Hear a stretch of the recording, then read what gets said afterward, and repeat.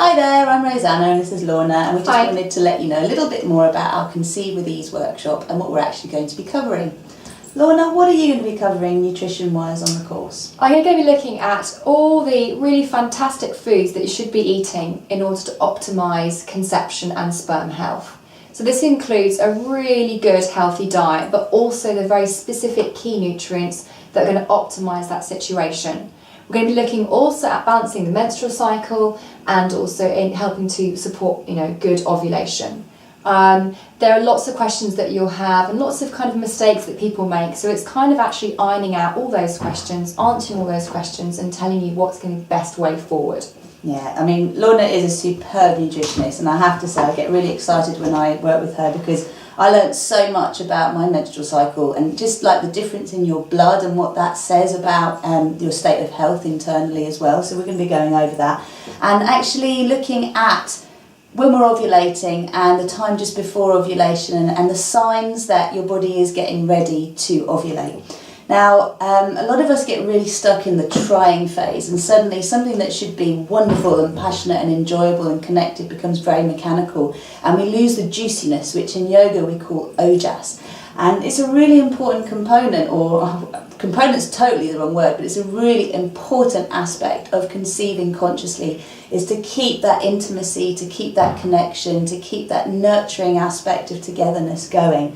So on the one hand, there's going to be quite a lot of science around, nutrition and what is optimal for supporting healthy conception, both for the women and for the men, because it is 50-50. You've got to remember that a sperm and an egg are both genetically involved in the formation of the fetus. So that is a really important aspect we're going to be covering. It's not just up to the lady, it's not just up to the man.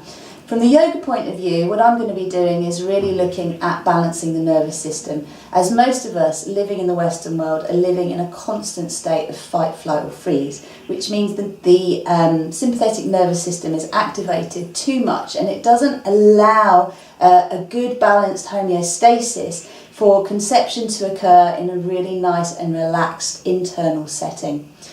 Our babies from point dot are growing in the maternal environment and are influenced heavily by the maternal environment. So as a mum or a mum-to-be, if you're not used to relaxing and you haven't got the relaxation program downloaded into your being yet, it's really important to learn that before you conceive. In my work, I've noticed that mums who generally have a lot of stress in their pregnancy or who don't relax easily have more difficult time with their babies, both in terms of their baby's digestion and also in terms of their ability to go to sleep, to be soothed and to feed well. So these are all aspects that we cover. You're setting the foundation before you even conceive for a really positive journey as a parent and as a mother. And this idea of conscious parenting is something we will cover through the yoga as well. Now, just another little thing on the yoga is that you really don't need to have any previous experience of it. Most of what we're going to be doing is simply lying on your back, and if you can't do that, we can access it from a chair. But it's simple breathing practices, simple visualizations, and the reason bringing the partner along is so important is when you work with someone else's loving intention and their hands, and they support you to breathe more deeply, they support you to focus your attention on certain areas like your womb centre or your lower back. This really helps again to create that lovely fertile ground for a healthy and conscious conception. Is there anything else you wanted to say, Lorna? My one really good nutrition tip is actually that preparation is you're looking at really more than a few months. Ideally, you take about a year to prepare. This sounds like a very long time, but actually, if you're thinking about making a very small little baby that grows up into an amazing big person, you may as well put the time into that. Over that year, you're going to be changing your diet, taking certain nutritional supplements, taking amazing herbs, and working on yoga practices. And this takes time to develop certain patterns, which means that they become like normal everyday life, including things like relaxation and including things like getting to know your menstrual cycle and what that actually means for you in terms of how fertile you are that month. This can take time, so definitely please come on our course and try and prepare as early as possible. Yeah, and if you don't have a year because the time is ticking and your biological clock is saying now, then there's a lot you can do in 3 months. There's a lot you can do in 1 month. But understanding why it's important to cut things out and then what to actually put in their place is really important. We're not talking here about getting really strict and feeling unpleasant in yourself, because if you're not happy when you conceive, then how's that a start in life? We want to make sure that you're feeling really good, and that's what this is all about. So you will have a lot more energy.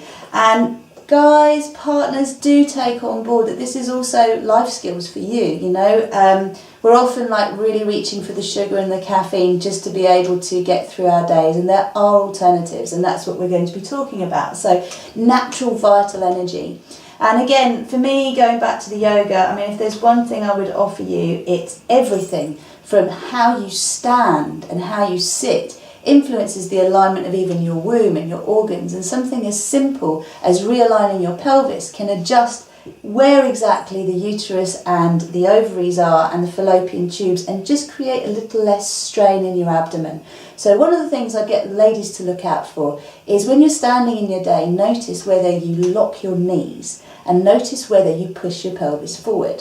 So one of the first things you can do is to spread your toes, press down more into your heels, keep your knees soft, and just allow there to be some movement in your pelvis so you're not pushing it forward and clenching your buttocks.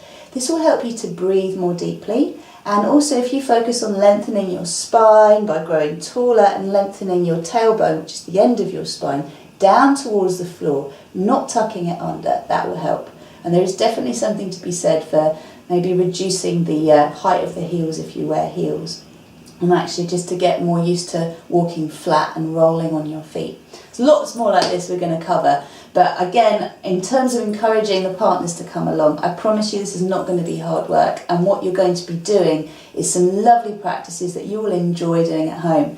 And in my experience, when I've worked with dads and with partners who are wanting to encourage a healthy conception environment and to support their partners, once they've come along and they've learnt the information and the yoga that we offer on the course, they're the ones that are encouraging the ladies and saying, come on, let's do some breathing now, let's do a bit of massage now, let's do that stretch that you really like, and oh, you know, I need some nurturing, I need some tenderness too.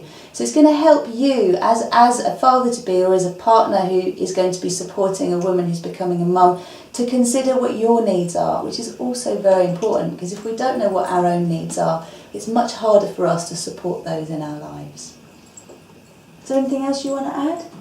Yes, I'm going to be discussing on the course certain herbs that you can use. There's a lot of confusion around herbs, and some people are very worried about taking herbs. We're looking at really safe, nutritious herbs to use, almost like kind of food-based herbs, and how you can get them into meals that you make, and smoothies and all kinds of things. So that's definitely an interesting aspect that you might not find on sort of regular fertility courses. And you, Rosie, have used herbs, haven't you, to help with your menstrual cycle? Yeah, I have, and I found them very, very helpful. And I'm not someone who can deal with a particularly complicated nutritional situation, so I like to keep things really simple. And the way I've adjusted my diet over the years has been really helpful. So I've just made small changes that have made a big difference, and that's what this course is aimed at.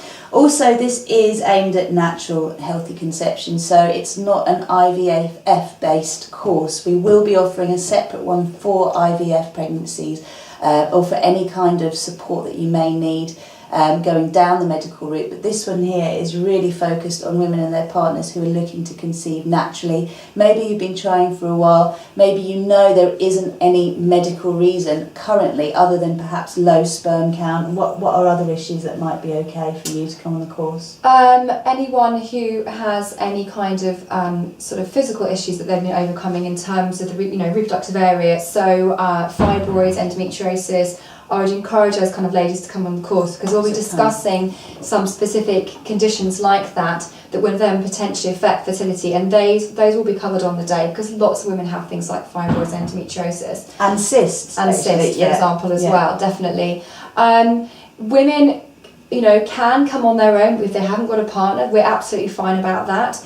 We will work with you. We will work with you, and you can also bring a friend with you in the afternoon if you haven't got a partner that you're conceiving with. And of course, we mean partners, we also mean men and women as well. Yeah. So we're completely open to that. If you have any questions at all, you can email us about anything else on the course and any details, and there will be other set written information for you to read about before you book. Yeah. So just to reiterate, If there have been any issues around fertility that are caused by fibroids, by cysts, by endometriosis, or we know we're dealing with low sperm count, those are the kind of issues we can deal with on this particular workshop. But if you are already going down the IVF route or in any way seeking medical attention through that kind of route at the moment, this isn't the right course for you. Do look out for updates because we will be running one specifically for you. And really, I think that's it. Do contact us if there are any other questions, and we'll be very happy to answer them. We would like to talk to each and every one of you actually who is intending to book on the course, because it will give us an idea of who's going to be working with us, so we can really tailor the course to suit your needs. Yeah, we allow I allow anyone to be able to talk to me to see whether you think it's suitable for you to come on the course, and Rozy as well. Yeah, so I can deal with different issues. If you tell me what your physical issues are, if you've got a bad back or a bad knee, or you've gone through surgery, please let us know before the course. And we will actually send out a health form to anyone who books on the course, so we've got some more information. We hope to see you there, and we hope we've answered lots of your questions and got you excited about coming along. See you soon. Thanks. Bye. Bye.